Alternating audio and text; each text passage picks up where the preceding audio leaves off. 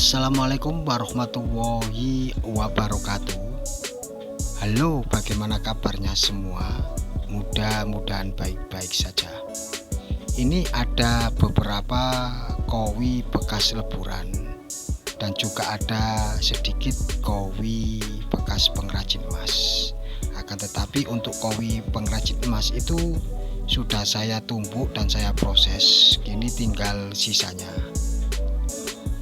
Dalam memproses kowi bekas leburan ini, itu tidak bisa dilakukan seperti kita memproses kowi pengrajin emas. Karena untuk kowi bekas leburan ini, itu masih banyak pengotornya, seperti tembaga ataupun logam yang lainnya. Beda dengan kowi pengrajin emas, bila kita proses, yang kita dapat itu langsung emas.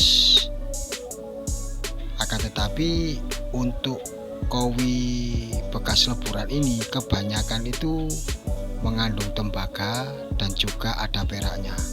Jadi untuk kadar emasnya itu sangatlah rendah sekali.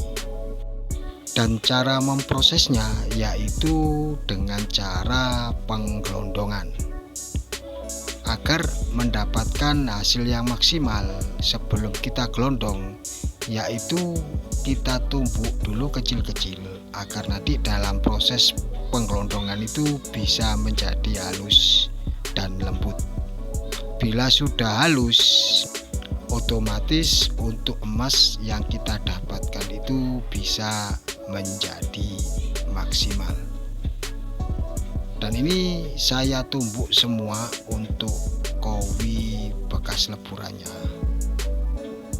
Dan bila Anda melakukan proses penumbukan ini, hati-hati karena untuk boraknya itu sangatlah tajam sekali. Jangan sampai mengenai tangan.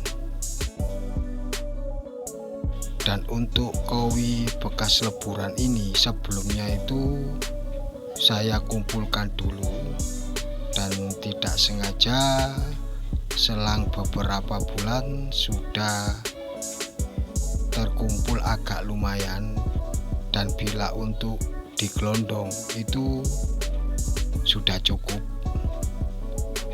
Oleh karena itu kali ini sudah saatnya saya proses untuk saya ambil logam mulianya seperti emas, perak, dan juga palladium bila ada atau bila mengandung palladium. Dalam menumbuk kowi bekas leburan yang akan kita gelondong, usahakan itu jangan terlalu besar. Ukurannya itu seperti ini, agar nantinya dalam digelondong itu hasilnya bisa lembut sehingga emas yang kita dapat itu bisa menjadi maksimal. Dan ini ada kowi bekas pengrajin emas.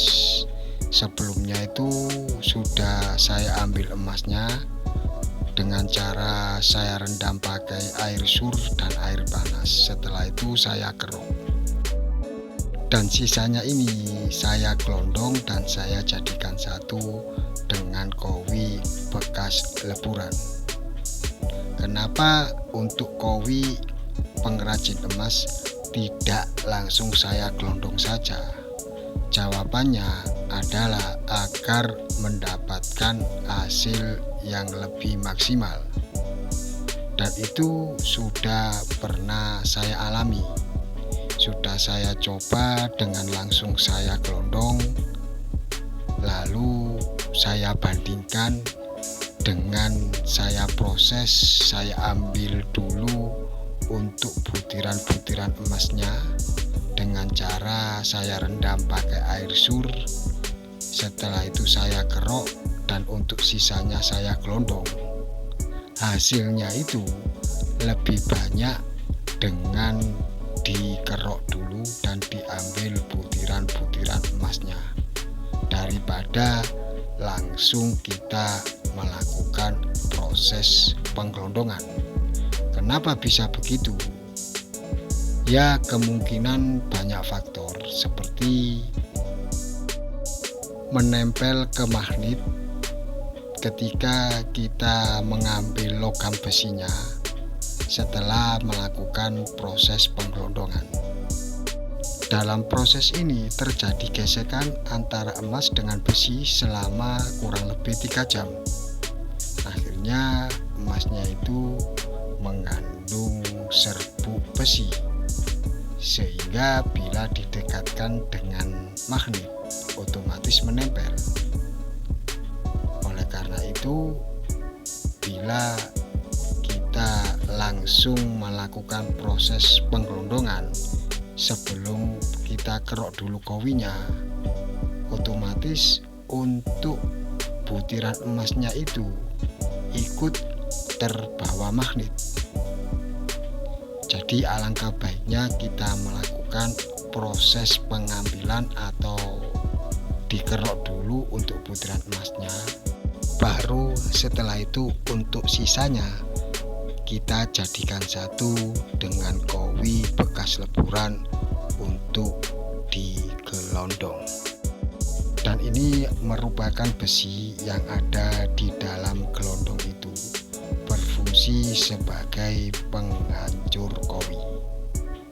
Setelah 3 jam dan saya kira sudah cukup, lalu ini saya angkat dan untuk melakukan proses pendulangan dalam mengambil emasnya.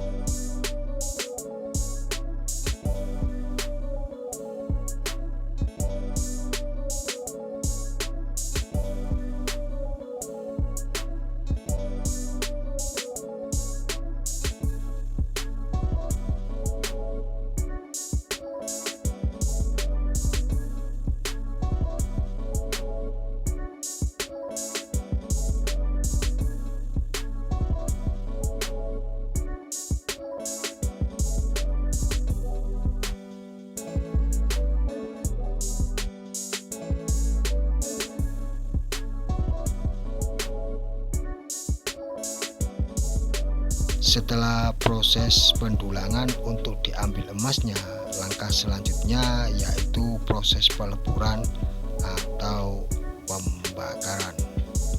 Itulah cara memproses kowi bekas leburan. Dan perbedaan cara memproses kowi bekas leburan dengan kowi pengrajin emas.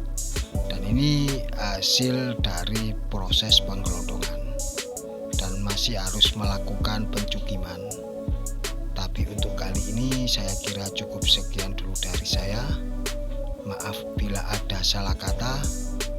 Assalamualaikum warahmatullahi wabarakatuh.